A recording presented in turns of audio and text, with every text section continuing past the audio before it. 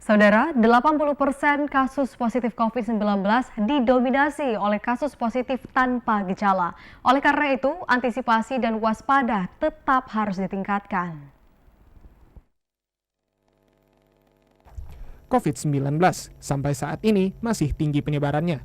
Dan saat ini, 80% kasus COVID-19 didominasi oleh orang tanpa gejala atau OTG. Hal ini diungkapkan oleh juru bicara Satgas Penanganan COVID-19 Provinsi Sumsel, Yusri. Kasus COVID-19 tanpa gejala tidak terdeteksi karena sebagian besar masyarakat tidak melakukan tes, padahal ternyata mereka terpapar positif COVID-19. Hal inilah yang perlu diwaspadai oleh masyarakat karena lebih rentan penyebarannya. Yang terdeteksi itu yang dilakukan swab.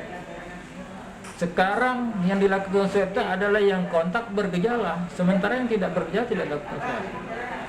Dan beberapa swab yang dilakukan pada event-event tertentu bahkan dapat beberapa orang yang positif, tidak ada riwayat kontak.